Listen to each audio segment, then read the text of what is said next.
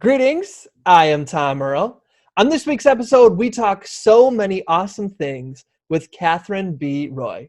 Check it out.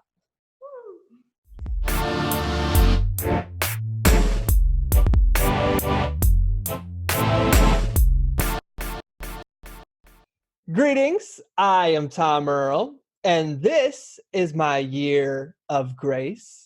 We know you could be anywhere, so the fact that you are here today, sharing your greatest gifts, your time and energy means the world to me. I hope you know that in this moment, you are loved, you are appreciated, and you are valued. As you can see, I am not alone. I have an amazing guest. She goes by the name of Catherine B. Roy. How's it going today, Catherine? Awesome. Thank you. Thank you for having me. Oh, it's my pleasure. Do you mind if I introduce you to the good folks out there via your bio? Not at all. Catherine B. Roy is the CEO and founder of LHM Academia and LHM Media. She is an internationally recognized personal growth and business coach, best-selling author, as well as a human potential thought leader. Catherine proved that she could beat the odds, including a fatal illness, sterility, and even a civil war in the former Yugoslavia. She enjoys the distinction of receiving the Top 30 Under 30 award, and her writings are published in the Huffington Post, Thrive Global, Simple Reminders, and other such publications. She's the best-selling author of Live From Your Heart and Mind, which hit the bestseller list on its release date. Her most popular quote reached 1.2 million people in less than 10 hours, and her community has over 150,000 followers. And it is also featured in many other online communities and includes over 50 million people in total. Amazing. You're doing such awesome stuff out there. Thank you so much. Thank you. Of course. I always start the interview with this question. Your bio is amazing, and the essence of who you are, we can't ever capture in a bio. So what is something about you that we couldn't know about you just from seeing you and reading your bio? Well, when you read the bio, everything is so shiny and, successful and beautiful like Instagram. But if you go a little bit deeper, then, my life was a roller coaster, basically. I've lived through so many difficulties in my life that I grow up so fast. Basically, I was born in dysfunctional family, and I lived in fear almost all my life. I was very lucky to be recruited in scientific center when I was in high school. So I was working with college professors as a kid. I was like 15 years old. And I was working in the field of linguistics and media manipulation. Published my first scientific work when I was just 17 years old. That's the moment when I realized that I can actually do something with my life. But unfortunately, I was living in ex-Yugoslavia, and that was 1999 when the bombing was starting, and I ended up living in the basement for 3 months with very little food and water and almost no electricity, and I was just 17 years old. So my spirit broken, and I just didn't know if I'm going to live another day. But when that was over, I was like, now nothing is going to stop me to build my own life. And that's how everything started. A lot of people, go through trauma and we respond differently. How did you, develop your healing and your growth mindset to bring yourself to where you're at? I took it out of your bio, but on it says that you're really living a happy life. You have a beautiful family.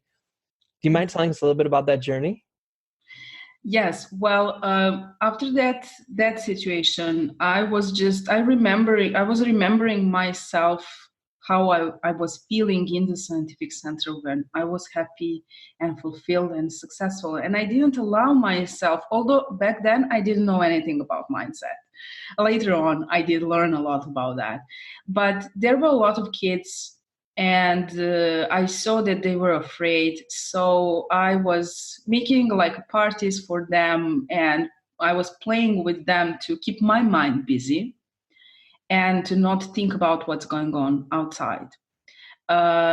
when that was over and when I finished college, I started to work with very successful international company, Italian insurance company. And I was financially, in any other way, very successful. But one day I woke up in the hospital because I was overwhelmed. I had a burnout, and actually, doctors didn't know what's wrong until they found out that I've got a Coxsackie virus, which attacked my heart, and they predicted that I will live just a year and a half. That was 11 years ago.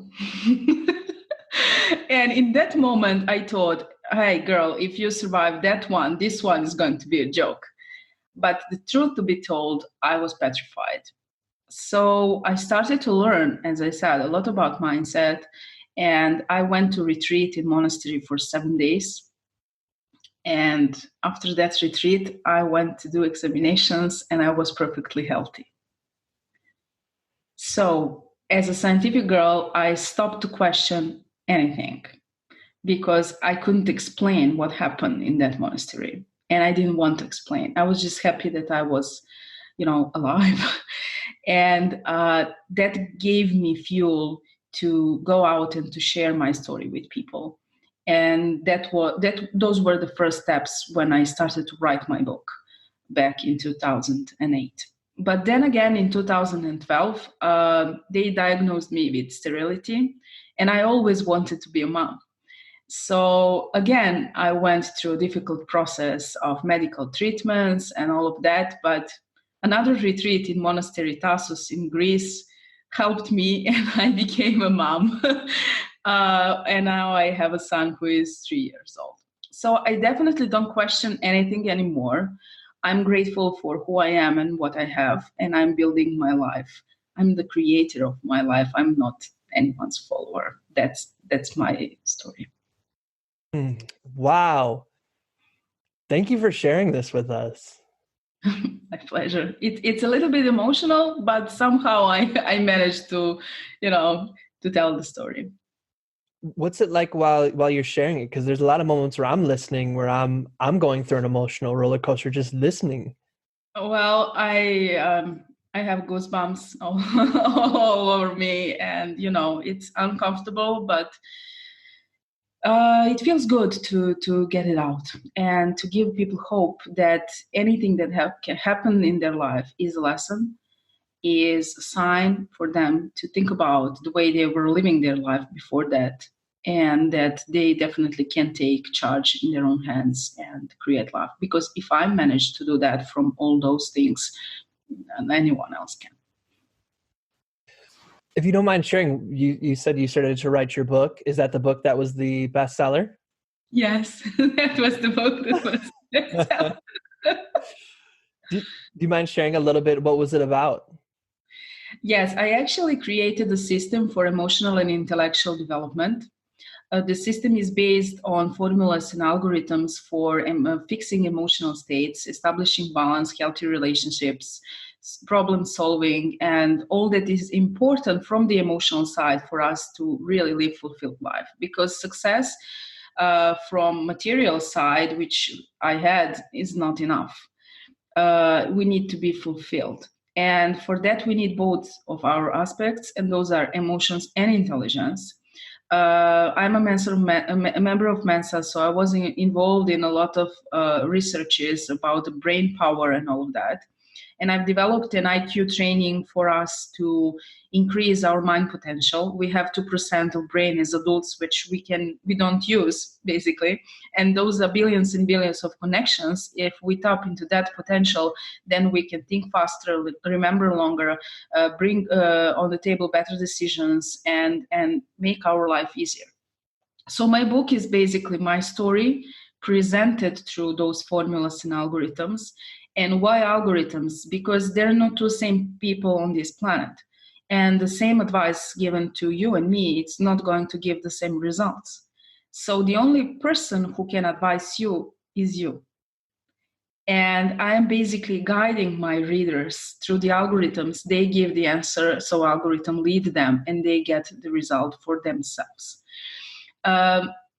The interesting story behind the book was that when I was struggling with sterility, I started doing a meditation challenge with Oprah and Deepak, and nothing happened for the first few times. But fourth time, I've started to receive information which I had no idea what was it about.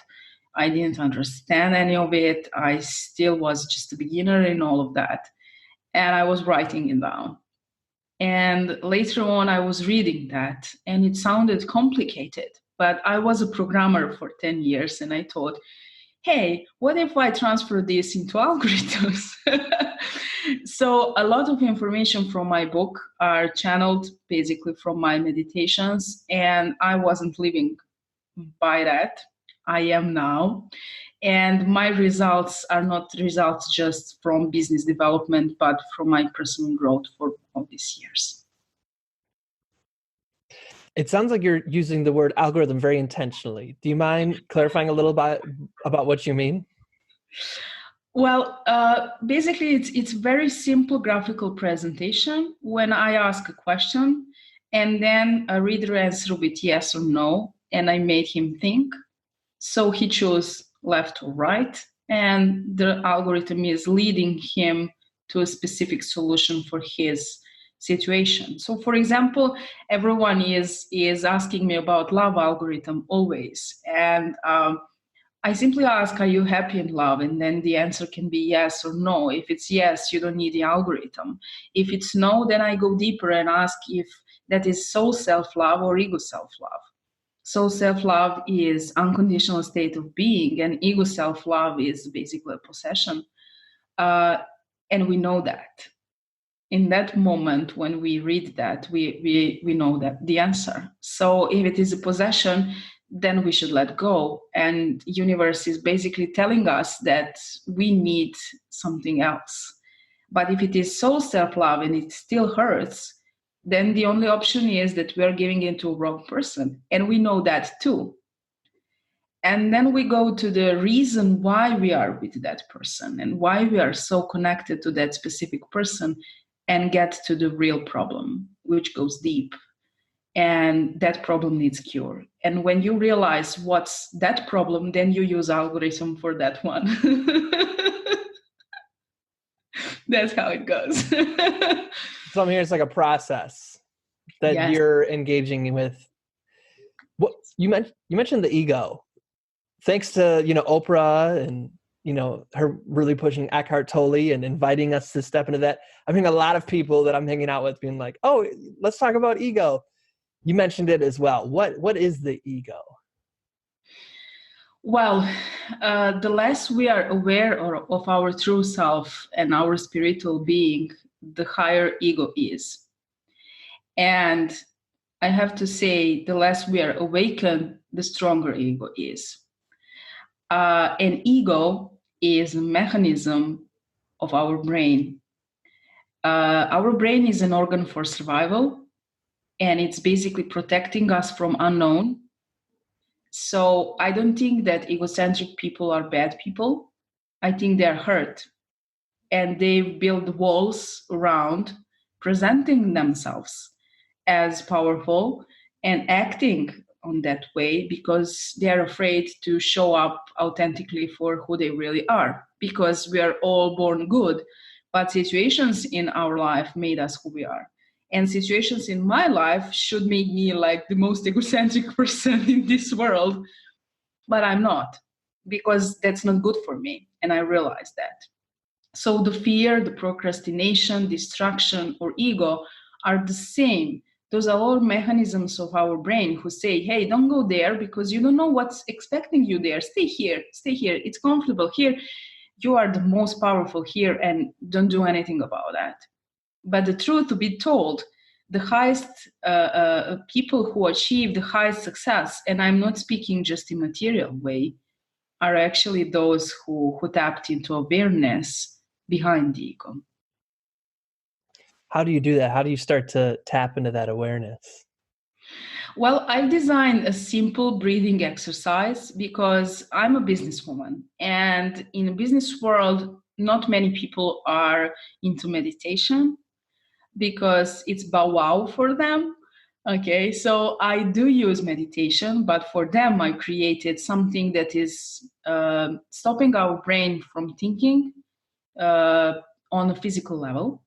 So we inhale air for 7 seconds and exhale for 7 seconds because it's physically hard. And our brain is basically stopping to work because it needs air. And that is the moment when we need to tap into our alpha state of mind and inner being by asking the stupidest and easiest question of all, just how are you? And the answer which I got scared me because I didn't want probably to admit myself that I wasn't feeling good. And when I allowed myself to admit that I wasn't feeling good, that's the first moment when I took action to change that. And what was that action? Watching The Secret movie for the 8th time, but this time paying attention. So the law of attraction? Yeah, the law of attraction. And I am using visualization and manifestation now big time.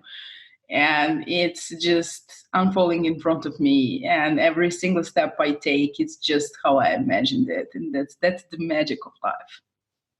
So, because a lot of people, it gets bad rap, the law of attraction. What does it mean to you? How does it show up in your life? Well, actually, look at it like this. They told me I can't be mom. And all doctors told that. And I had 2 in vitro fertilization unsuccessful. But I saw myself being a mom, and I saw myself with a son. And I even imagine he will have the same nose as I have. And he has the same nose as I have. So what am I seeing in that is actually hidden in the work of Nikola Tesla. I'm very fan of his work, and people are not familiar that he didn't work just in the field of electricity, but energy too. And he explained it like that everything has a frequency, as well as our objects around us. We also have a frequency, and our mind has a frequency, and our thoughts have a frequency. So bad feelings, bad emotions have low frequency, and good feelings and good emotions have high frequency. We don't need to believe in the law of attraction. We just need to work that we position ourselves on high frequency. And that means whenever we don't feel good, we need to stop and to do something that will make us feel good. I like to make a distinction between emotions and feelings because people get confused about that, and that's very important. Feeling is a state of being, that's love. And emotion is a processed feeling through our mind. So depending on our mindset, we will produce an emotion and react or respond. In business world, we need to respond, not to react. And that's the point. Law of attraction exists for those people who are working toward achieving the goals which will bring them higher frequency. So the secret is just a story, and it doesn't have a firm foundation, but it's good to start with. I will give you just one example. Like 2 nights ago, I said to my husband, I want to go on stage. I want lights, and I want public, and I want that. And he said, okay, you want okay. And today I received an invitation from one huge public speaking platform, and they want to feature me as one of their speakers. So it's working. Oh, that's amazing. Congratulations. Thank you. So when did you move into the entrepreneur business world? When did you start your business? Can you take us on that journey? Well, I always needed my space, and I started a blog and had no idea that it's going to become a book, but it did become a book. And I I honestly didn't know what I was doing. I was just guided to write it down, and I was doing that and forming like a book, but English is not my native language. I had no idea how I'm going to do that. I had no idea how am I even going to tap into USA market with that, because everything was in English. And a man showed up, and we were discussing something about Buddha and his quote. And I noticed that his English was perfect. And I asked him kindly if he would see what I wrote and help me to just to get a perception about my book. And he said, I'm professional editor and author, and I would like to see that. And when he saw it, he said, you know what? I'm going to edit this book and you're going to publish this. And I'm not going to charge you anything because this has to go out. And I was like,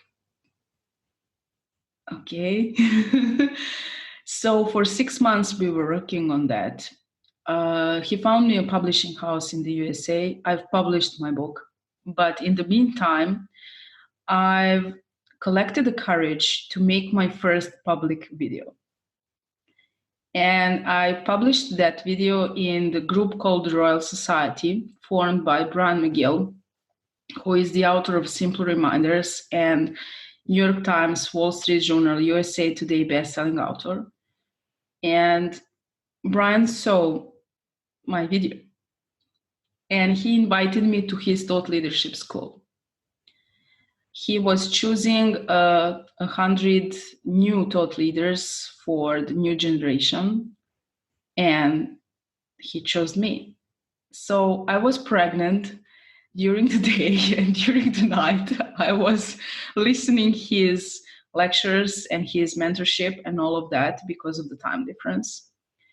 And he endorsed me for my book. Brian is someone who has 20 million followers, and he's so huge on Facebook that it goes like CNN, then Brian, then 5 places, then Oprah.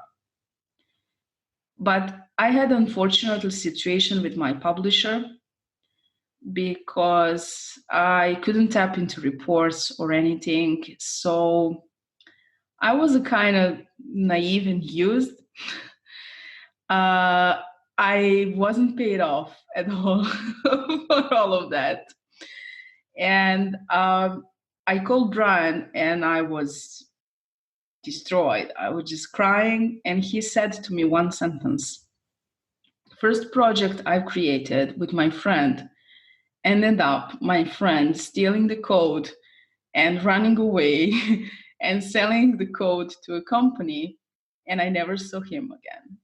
So I can't wait to see what's the next thing that you are going to make.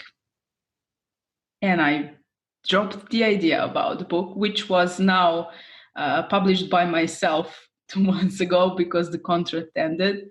And I finally started my entrepreneurship journey because I had so high reach and so high visibility and so high publicity, and I want to help people to achieve the same, but without so many pain like I can. Oh, wow. That is a really such a winding adventure and journey you've been having. It's crazy. Yeah, I actually never said this in a public interview, like the whole piece. I maybe told a few pieces, but this is the first time that I say really what happened because the contract is done and now I can't say. Well, thank you for blessing us with the being able to share the full story. We really appreciate that. Thank you. So then what is LHM Academia and Media? Can you talk a little bit about that? LHM stands for Live From Your Heart and Mind. That's my brand name.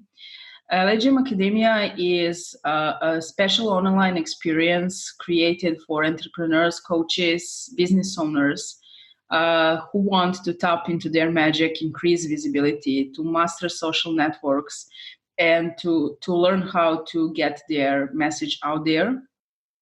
And the LG Media is a platform for authors who are spreading the positive messages and business messages. So I have about 35 or 40 authors writing for the LG Media and spreading the message. That's a kind of my a platform for all of us who want to express their knowledge about balance, happiness, success, to help other people, and so on. Basically, now both of those platforms are integrated in LGM International because I've grown up.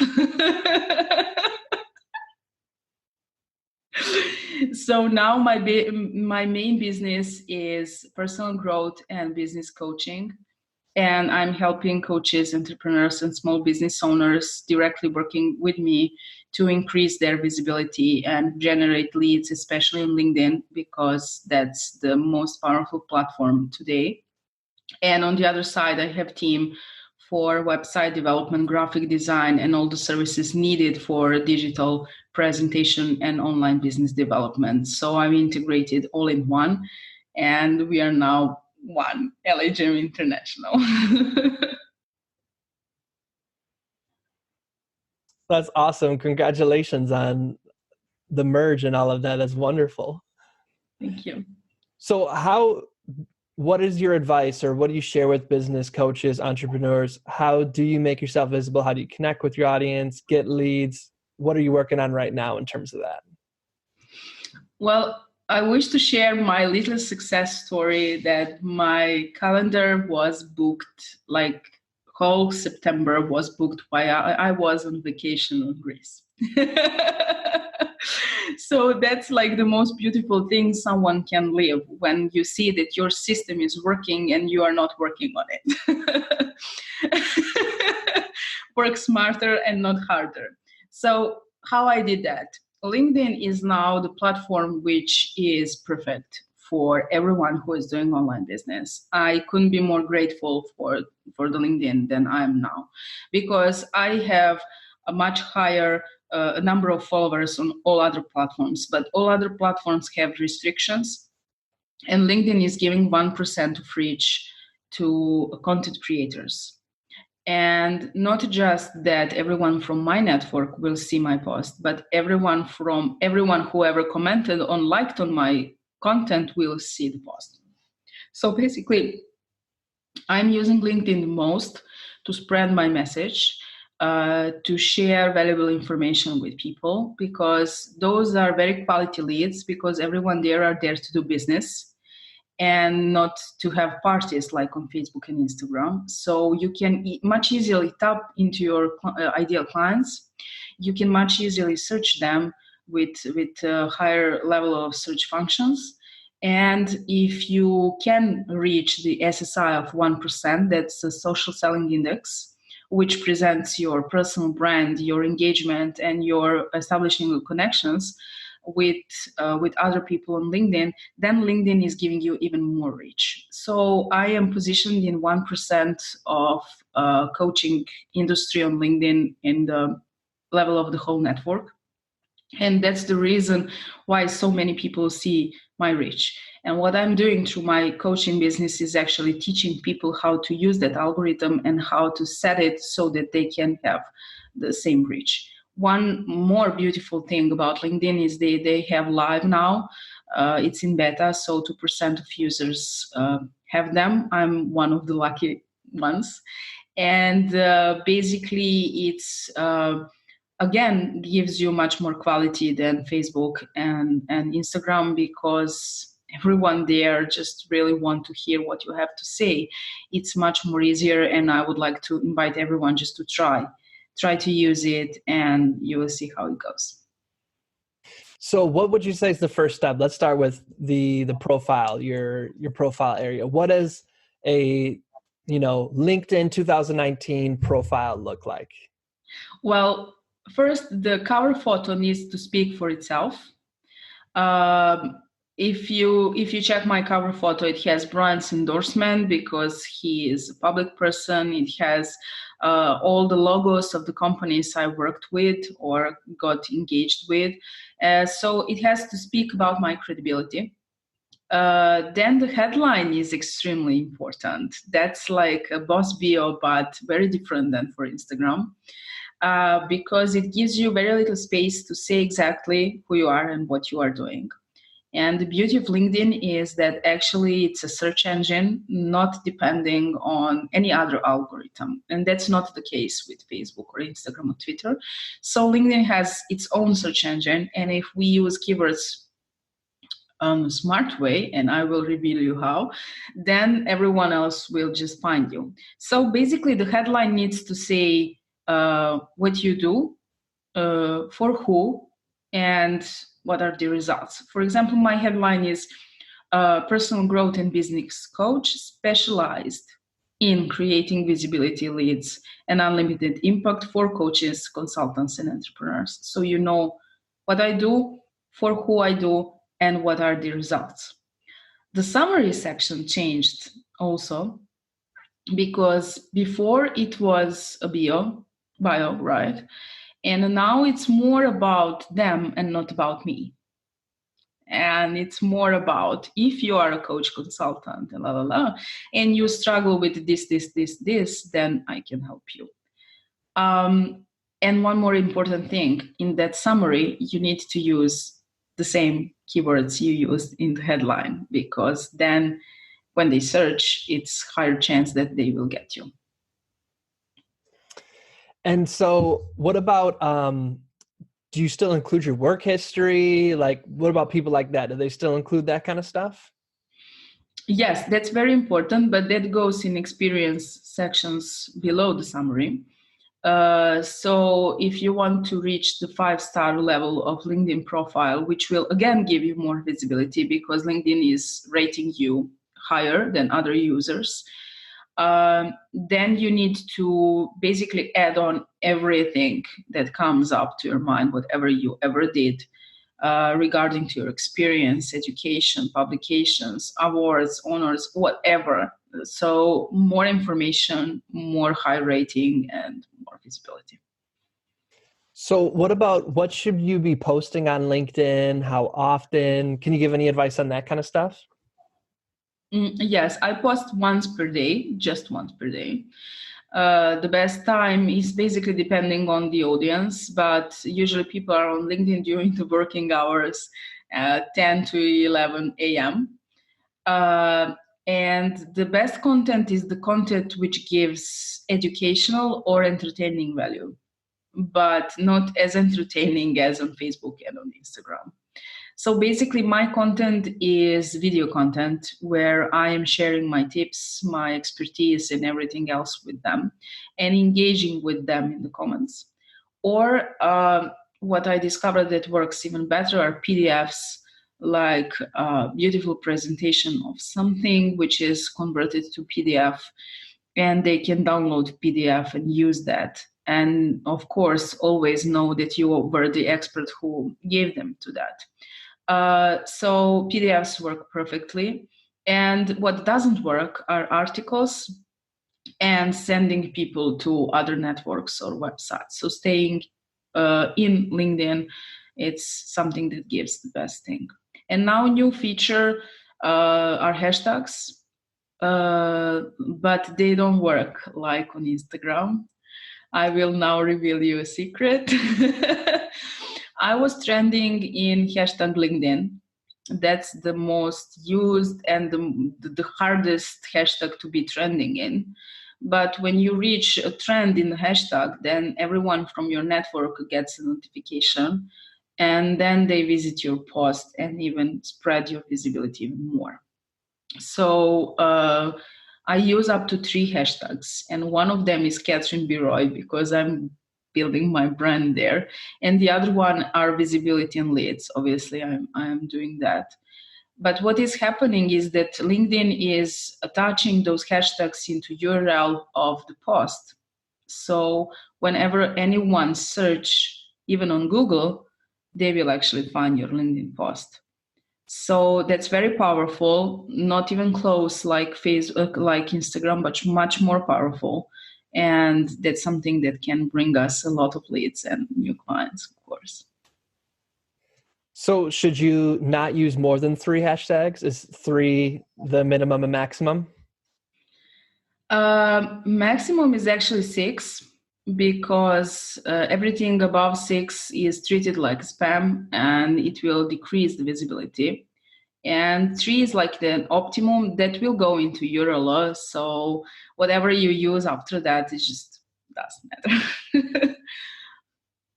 So what about making new connections? What's every platform has its own culture. Like when random people add me on Facebook, I'm like, who are you? What's the kind of etiquette for building connections and meeting new people on LinkedIn? Well, what's very beautiful is that LinkedIn gives you an opportunity to have 30,000 direct connections. Facebook has just 5,000, right? So I'm now at a level that I don't add people, but they add me, and I kind of choose with who I will connect. And that's very important because the quality of their network will bring more quality or less quality to my network. So what I was doing is actually building my network in the area of what were my interests. I was searching for coaches, consultants, small business owners, and leaders who can help me. So when I established, as I thought, enough connections, then I went to try to connect with industry leaders like Vishen Lakiani or Marissa Peer or Ariana Huffington or I don't know, even Carmichael or whoever, and they're all my direct connections now. It's much easier to connect with very important and powerful people in an industry there than on any other network, because on LinkedIn, it's really them. And on other networks, it's usually admins because it's much more, you need to spend much more time. What's the nature of the DM situation on LinkedIn? Can you send people direct messages, or is that awkward, or what's the DM story? Big no. So I made a video and I had no idea that people will react on it so much that they really listen to it and they stopped DMing me on LinkedIn because I am aware that, for example, on Instagram, SOS factor is very high for DMs, but on LinkedIn, things don't work that way. It was so annoying one time because everyone were hiring lead magnet agencies who were DMing people, and they were doing that on very not so professional way. So actually, they were losing connections for their clients and not the opposite. And I made a video and I just said, if you want to work with me, please just say so. Don't send me like template messages because just not going to work. What does work on LinkedIn is adding a note when you add someone, but that's not a pinch. So the cold pinches don't work. But a DM, like very pleasant DM, like, hi, thank you for liking my post. I noticed that, and I noticed that we have a lot of connections in common and we can bring value to each other, is something that's very acceptable there. So if we go with, hi, here is a free, no. So if you DM somebody, treat it like a conversation you would if you're meeting somebody. You wouldn't meet somebody and say, hey, I'm Tom, let me sell you something. It's, hey, how are you? Like build up rapport. Is that what I'm hearing? Yes, exactly. So I don't get my leads from direct messages. I get my leads from my content, which shows that I know what I'm talking about. And I am just saying to them at the end of the content, if you want to know more, if you want to connect with me, if you need help with this, check out my summary section. And not even in that moment I say to them, book a call. But when they go to my summary section, they get more information and they see how they can book a call with me. And that's how things roll, really. It's wonderful. So I hope for all y'all listening, that was some really nice tactical LinkedIn information for you. If you're in the social media space, a lot of people have been talking about LinkedIn, so I knew Catherine was going to bring some great value. Catherine, for people who know they have something within them they want to share, but are afraid to share it, or something's holding them back, what would you like to share with them? That was me. I've had 12 time shots for my first video. I was afraid. I even was making video with the musics, hoping that people will notice music better than me. I was like, oh my God. But now I'm doing live streamings everywhere. So just remember that fear doesn't exist. It's a mechanism of our brain from something unknown. And it's perfect if you feel fear because that's important for you. So find a Facebook group where you feel safe, where people will not judge you, where people will not, hate you or whatever, where they will support you, and start there. There are a lot of Facebook groups for video material, and see what happens. Because I wasn't feeling ready, but I made the first video and people loved it. And when you feel that they loved it, you make another one and another one and another one. And then it just becomes natural and you're just everywhere. And then you want the big stage. That's wonderful. And that's how we met. We're both a part of a Facebook group, Jasmine Starr, social curator. And, so I agree. Find a community that supports you. That's wonderful advice. Yeah, well, for example, I am connected with Jasmine on LinkedIn, and I'm really talking to her on LinkedIn. So that's the only place that really she is. she. That's awesome. So you might have heard me say at the beginning that this is my year of grace. And so I like to talk with my guests about what grace is for them. So for you, how does grace show up in your life? Well, I have to say that after so huge transformation which I had so many of them, right? I'm blessed to live life that I'm living now. And everything that I see around me actually has or is grace. I mean, I just look at life differently. I am doing what I love and helping people and enjoying in their success because that's also my success. And what I wish to achieve is that the hearts that I touch remind my legacy, not mine's.